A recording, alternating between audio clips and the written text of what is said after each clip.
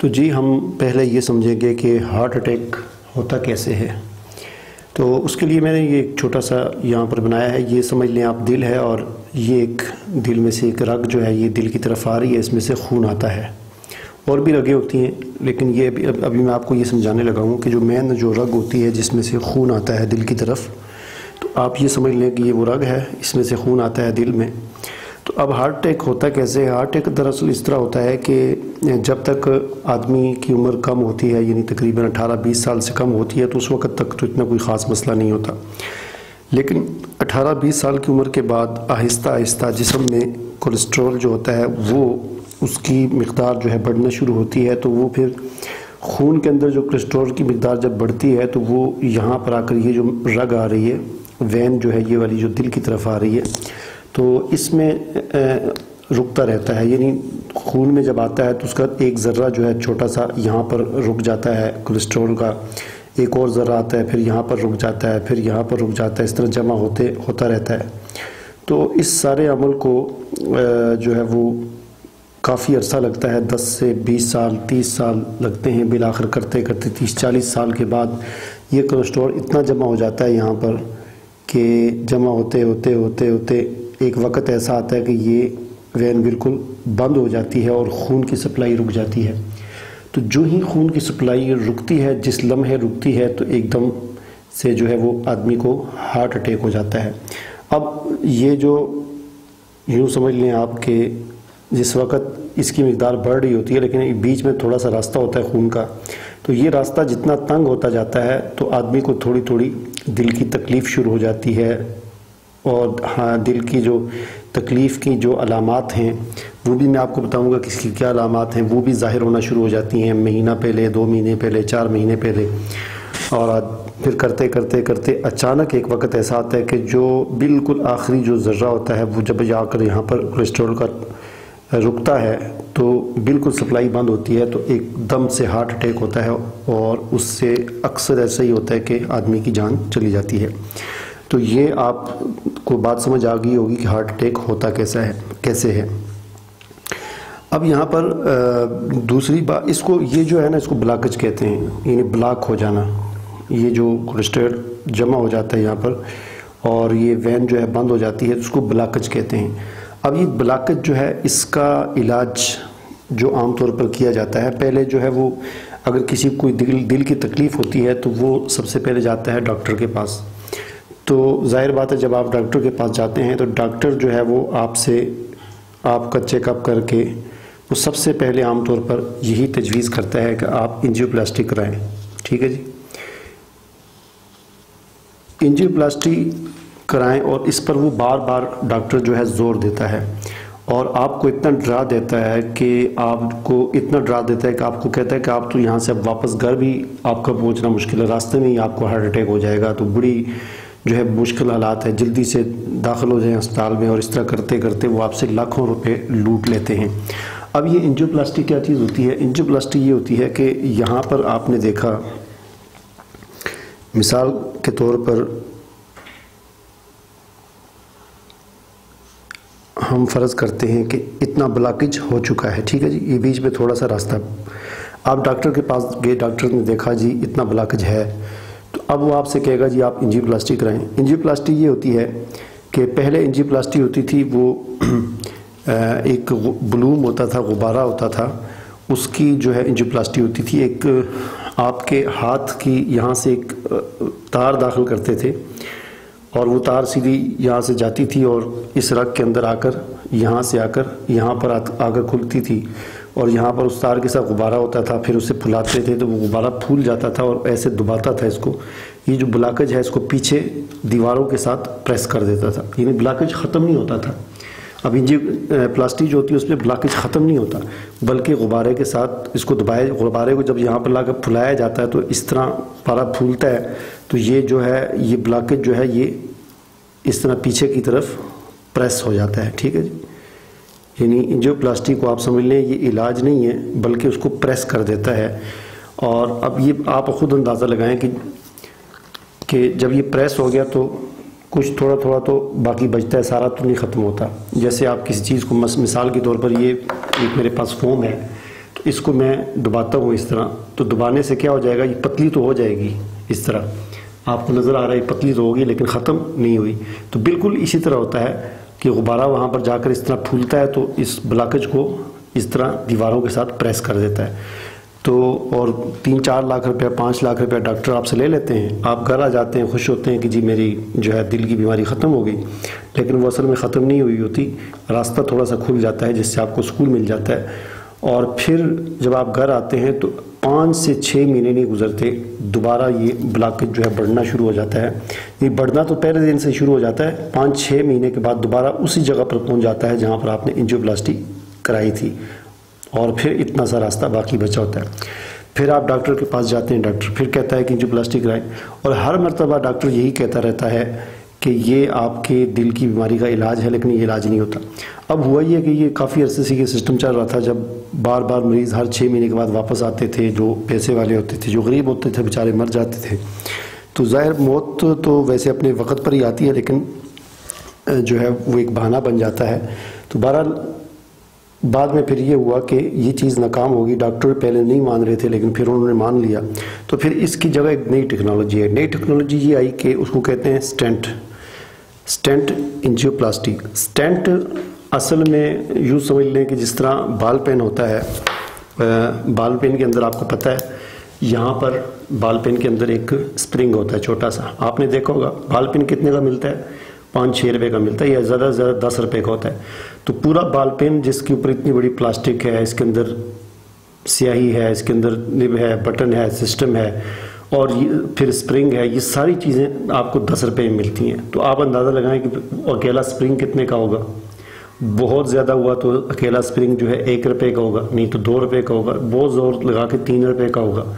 तो बिल्कुल उस स्प्रिंग की तरह का एक छोटा सा स्प्रिंग होता है जो अमेरिका में तैयार होता है। बस हम ये कह सकते हैं कि चलें ये बाल पेन के अंदर जो स्प्रिंग है ये आम से लोहे का होता है, तो वो मेटल का कोई अच्छा, कोई थोड़ी सी क्वालिटी उसकी अच्छी होगी। बहरहाल इसी तरह का एक स्प्रिंग होता है, और वो वहाँ पर अमेरिका में मिलता है $3 का, सिर्फ $3 का वो मिलता है। और $3 पाकिस्तानी रुपए के हिसाब से 300 रुपये बन जाते हैं तकरीबन। तो वो 300 का वहाँ से ख़रीद कर पाकिस्तानी या हिंदुस्तानी जो डॉक्टर हैं वो यहाँ पर आकर 300 का ख़रीद कर आपको 3 लाख रुपए का बेच रहे होते हैं, और आपसे कहते हैं जी जो ही आप दाते हैं आपके हार्ट में तकलीफ़ है, तो वो आपसे कहते हैं फ़ौरन जी स्टेंट जो है वो डलवा दें, स्प्रिंग डलवा दें। अब उसमें क्या होता है, उसमें भी यही तरीका होता है, यहाँ से या किसी आपकी टांग से या हाथ से यहाँ से वो तार दाखिल करते हैं, और उसी तरह वो तार आती है यहाँ पर, और आने के बाद बिल्कुल वही जो है तरीका होता है, और यहाँ पर आकर वो बलून जो होता है, गुब्बारा जो होता है, उसके ऊपर वो स्प्रिंग चढ़ाया होता है, और उसको यहाँ पर आकर गुब्बारे को फुलाते हैं, वो स्प्रिंग इस तरह प्रेस करता है साइडों पे, इस ब्लॉकेज को प्रेस कर देता है, और फिर वो तार जो होती है उसको निकाल देते हैं, और स्प्रिंग अंदर ही रह जाता है। लेकिन फिर क्या होता है, फिर वही होता है कि 5-6 महीने 3-4 महीने तक तो कुछ भी नहीं होता, फिर ये ब्लॉकेज बढ़ना शुरू हो जाता है, और फिर आकर यहाँ तक सूरत हाल पहुँच जाती है। तो यानी फिर उसके बाद एक और टेक्नोलॉजी आई, उसमें कोई केमिकल का इस्तेमाल होता था। तो ये यानी जो भी ये जितनी भी चीज़ें हैं ये सारी फेल हैं, सब नाकाम हैं, कोई भी चीज़ इनमें से कामयाब नहीं है। तो ये 2 बातें मैंने आपको बता दी, एक हार्ट अटैक कैसे होता है, और दूसरा उसका जो आमतौर पर एंजियोप्लास्टी कराई जाती है वो क्या चीज़ होती है। कभी भी ये एंजियोप्लास्टी ना करवाएं, जो है ये अपना बिला वजह के आप लाखों रुपए लगाएंगे, और इसका फ़ायदा कुछ नहीं है, ज़्यादा से ज़्यादा 5-6 महीने चलती है और फिर इसका मामला ख़त्म हो जाता है। अब तीसरी बात की तरफ आते हैं कि जी इससे फिर इसका इलाज, मतलब इसका हल क्या है, इसके हल की तरफ आते हैं। तो इसका सबसे बेहतरीन हल ये है कि आप यानी जो ये जो ब्लॉकेज बनता है, यानी कोलेस्ट्रॉल जो यहाँ पर जमा हो जाता है, इसको जो है आप बढ़ने ही ना दें, ये इसका बेहतरीन हल है, आप इसको रोकें। अब सवाल पैदा होता है कि इसको कैसे रोकें, तो इसका रोकें इस तरह कि आप जिन चीज़ों से कोलेस्ट्रॉल पैदा होता है, सबसे ज़्यादा जो पैदा होता है वो ऑयल से पैदा होता है। ये जो घी हम खाते हैं, डालडा जो बाज़ार से हम ख़रीद कर लाते हैं, हम अपने सालन में भी इस्तेमाल करते हैं, पराठे भी खाते हैं, ये जो है मेन वो चीज़ है जो ये ब्लॉकेज पैदा करती है।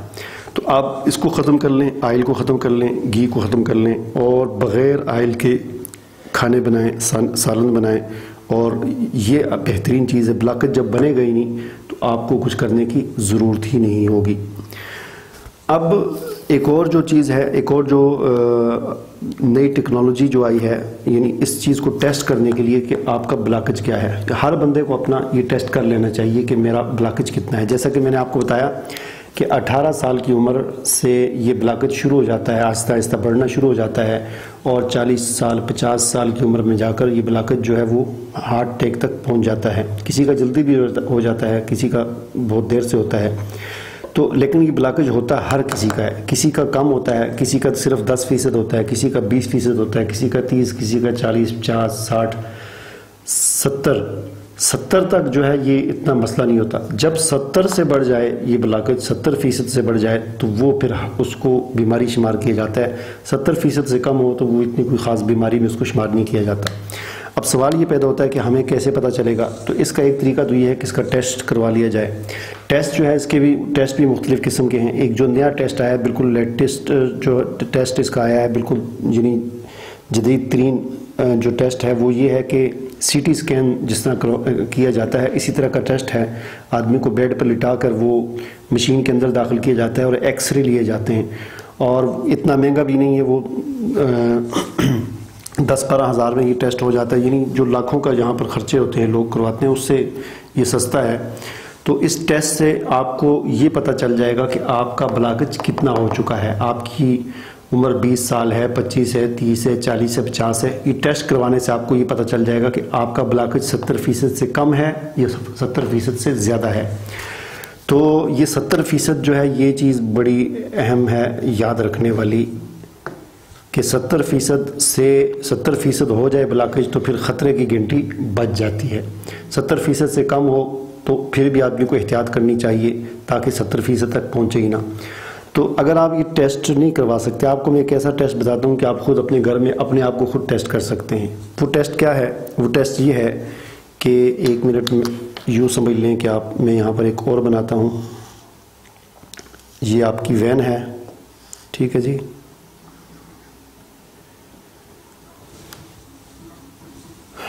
और हम फ़र्ज़ कर लेते हैं जी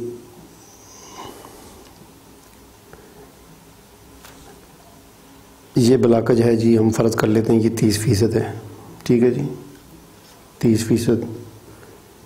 और एक और बना लेते हैं थोड़ा सा बड़ा, ये फ़र्ज़ कर लेते हैं हम ये है 70%, ठीक है जी। और एक और हम बना लेते हैं ये है 80%, ठीक है।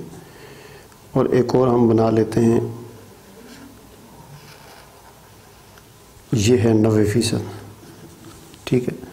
तो ये आप समझ लें कि ये है 30% ब्लॉकेज, ठीक है। ये है 70%, ये है 80% और ये 90% और आगे 100%। तो जिस वक़्त आपने ये चेक करना हो कि मेरा ब्लॉकेज कितना है तो उसका एक टेस्ट है जिसे आप खुद कर सकते हैं। वो टेस्ट ये है कि अगर खड़े खड़े मसलन आप खड़े हैं,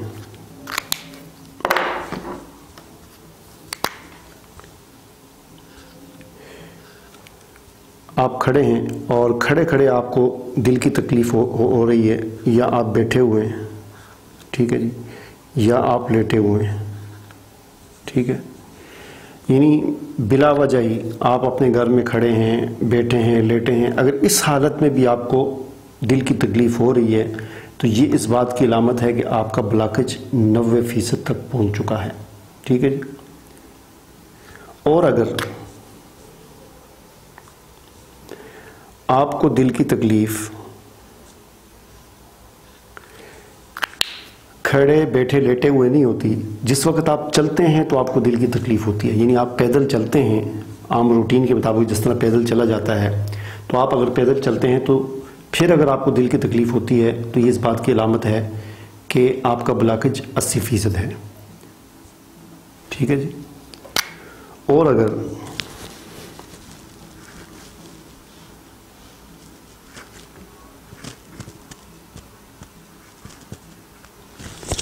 और अगर आप दौड़ते हैं, यानी वैसे खड़े भी आपको कोई दिल की तकलीफ़ नहीं होती, बैठे भी नहीं होती, लेटे भी नहीं होती, और पैदल चलने से भी आपको दिल की तकलीफ़ नहीं हो रही, लेकिन जिस वक्त आप दौड़ लगाते हैं तो दौड़ लगाने से आपको दिल की तकलीफ़ होती है, तो ये इस बात की अलामत है कि आपका ब्लॉकेज 70% है। और अगर दौड़ लगाने से भी आपको दिल की तकलीफ़ नहीं हो रही, तो ये इस बात की अलामत है कि आपका ब्लॉकेज 70% से कम है। अब वो कम कितना है, 60 भी हो सकता है, 50 भी हो सकता है, 40 भी हो सकता है, वो टेस्ट करने से ही पता चलेगा। तो आसान टेस्ट ये है अपना ब्लॉकेज चेक करने का कि आप दौड़ लगाएं। अगर दौड़ लगाने से आपको दिल की तकलीफ़ होती है तो इसका मतलब है कि आपका ब्लॉकेज 70% तक पहुंच चुका है। और अगर आप दौड़ तो लगा ही नहीं सकते, आप वैसे पैदल ही चलते हैं तो आपको दिल की तकलीफ़ होती है, तो इस बात की अलामत है कि आपका ब्लॉकेज 80% है। और अगर पैदल चलना तो दूर की बात, वैसे घर में बैठे हुए, लेटे हुए, वैसे ही आराम से आप ना चलते हैं ना दौड़ते हैं, वैसे ही दिल की तकलीफ़ हो रही है, तो इस बात की अलामत है कि आपका ब्लॉकेज 90% तक पहुंच चुका है। तो ये एक टेस्ट है जिसके ज़रिए आप अपने आप को चेक कर सकते हैं। तो ये जो है आज वीडियो मेरे ख्याल में काफ़ी लंबी हो गई है। इस वीडियो का अब मैं बाकी अगली 2 चीज़ें जो मैंने आपको बतानी हैं, एक मैंने आपको बतानी है एक के अलामात क्या हैं। एक तो अलामत मैंने आपको निशानी ये बता दी किस तरह आप अपना टेस्ट कर सकते हैं। इसके अलावा दिल की बीमारी की अलामात क्या हैं, और एक आसान सा और सबसे बेहतरीन इलाज क्या है दिल की बीमारी का, इस ब्लॉकेज को ख़त्म करने का। यानी एंजियोप्लास्टी से ये ब्लॉकेज ख़त्म नहीं होता, प्रेस हो जाता है। स्टेंट डालने से ये ब्लॉकेज ख़त्म नहीं होता, प्रेस हो जाता है। एक ऐसा मैं आपको इलाज बता रहा हूँ कि जिससे ये ब्लॉकेज प्रेस नहीं होगा बल्कि ये ब्लॉकेज ख़त्म हो जाएगा, और सस्ता इलाज आपको बताऊँगा। तो ये 2 चीज़ें, दिल की बीमारी के अलामात और दिल की बीमारी, इस ब्लॉकेज को ख़त्म करने का आसान सा इलाज, ये अगली वीडियो में आपको बताऊँगा। चूँकि ये वीडियो काफ़ी लंबी हो चुकी है, तो इसी वीडियो का दूसरा पार्ट आप देख लें। मुझे इजाज़त दीजिए, अल्लाह हाफ़िज़।